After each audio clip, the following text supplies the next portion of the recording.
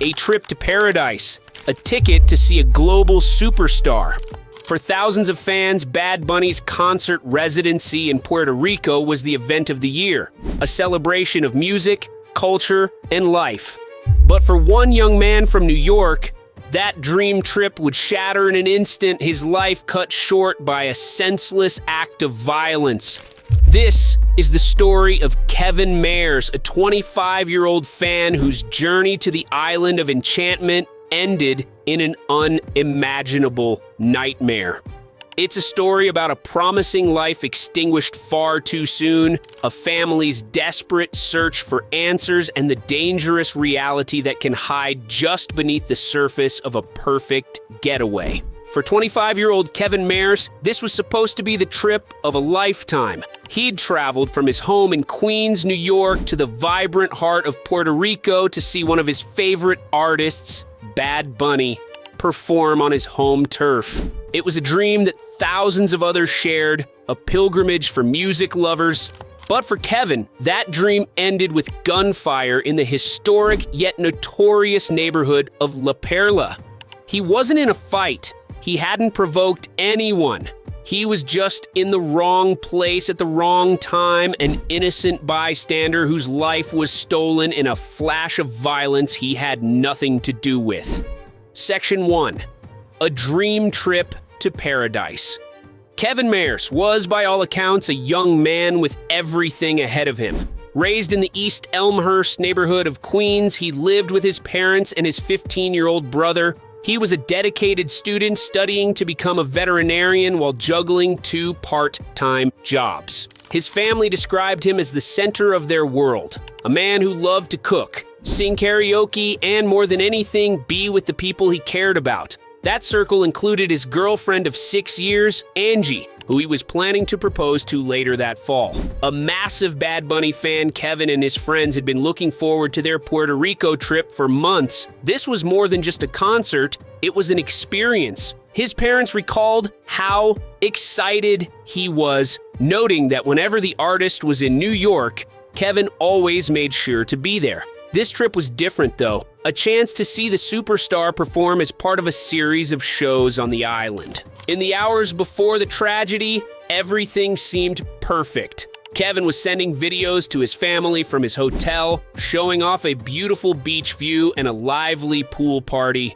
He was happy, surrounded by his girlfriend and friends, soaking in the energy of San Juan. After attending the concert Saturday night, the group's evening of celebration continued, eventually leading them out of their old San Juan resort and into the neighboring community of La Perla. They found themselves at a night spot known as Refuge for Mistreated Men, a place that, in a cruel twist of irony, would offer no safety at all. Section 2. The sound of gunfire. In the pre-dawn hours of Sunday, the festive atmosphere was shattered. According to police and his family, Kevin and his friends were outside when an argument broke out between a different group of people nearby. His father, Hector Maris, later recounted what he was told. Across the street, there was a bunch of people, and then they started arguing, and some guy, he had a gun, took it out and started shooting. In the chaos that followed, at least 3 people were hit by gunfire. 2 were residents of La Perla, who were later hospitalized for their injuries. The third was Kevin Mayers. He was shot in the left side of his abdomen, an innocent bystander caught in the crossfire. He was rushed to Puerto Rico's largest public hospital, but his injuries were too severe. Kevin was pronounced dead, his dream trip ending in the most brutal way imaginable. His parents in Queens received the devastating news in a phone call from his girlfriend. "I said, 'What happened?' She said, 'I'm sorry, we lost him,'" his father recalled. The investigation began immediately, but authorities faced major challenges from the start. The shooter had vanished, and a clear motive for the argument wasn't established. Homicide Detective Sergeant Arnaldo Ruiz told the press they were in the very early stages of the investigation and couldn't rule anything out. Critically, they had no description of the suspect. Sergeant Ruiz stated frankly, "We have very little information." Section 3, the shadow of La Perla. To understand what happened to Kevin Mares, you have to understand where it happened. La Perla is a community of a few hundred residents nestled on the coast, just outside the historic walls of Old San Juan. Its colorful homes cascade down a cliffside to the Atlantic, a stunning sight that gained international fame after being featured in the music video for the 2017 mega hit Despacito. But beneath that picturesque surface lies a long and complicated history. For years, La Perla was known as a major drug distribution point and was considered so dangerous that police were known to avoid entering the community. A major federal raid in 2011 led to dozens of arrests and a period of reduced violence, and community efforts have been made to make the area more welcoming. However, the perception of La Perla remains deeply conflicted. While some online guides and residents insist it's safe for respectful visitors during the day, others strongly advise tourists to stay away entirely, especially at night. There's an understood rule about not taking photos or videos without permission, a sign of the community's desire for privacy. Tragically, Kevin's death isn't an isolated incident. In recent years, other tourists have become victims of violence in the area. In April 2024, a 24-year-old tourist from Delaware was killed and his body set on fire after what police described as an attack following a drug purchase. These events highlight the persistent risks in a neighborhood caught between its troubled past and its more inviting present. For Kevin Mares and his friends who ventured just outside the heavily policed tourist center of Old San Juan, that risk became a fatal reality. Section 4, a family's plea for justice. Back in Queens, the mayor's family was left in an abyss of grief. Their son, the aspiring veterinarian, the loving boyfriend, the center of their lives, was gone. "Whoever did this, it's like he took from us a piece of us, you know?" his mother, Sandra Maris, said through her pain. The bright future they saw for him, full of professional success and personal joy like his planned proposal, had been erased. In a statement, his family said, "Kevin had a bright future ahead.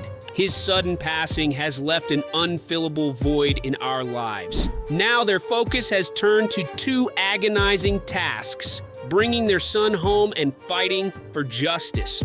The family began working with authorities in Puerto Rico to navigate the painful logistics of repatriation.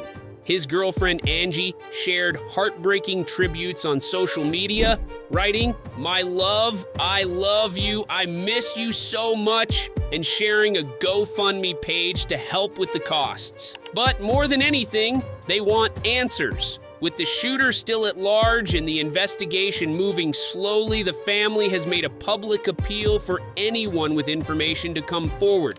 They are pleading with any witnesses, whether in Puerto Rico or elsewhere, to contact the authorities. "We want justice," Sandra Maris stated, a simple but powerful demand for accountability for her son's murder. The death of Kevin Mares is a story of profound and senseless loss.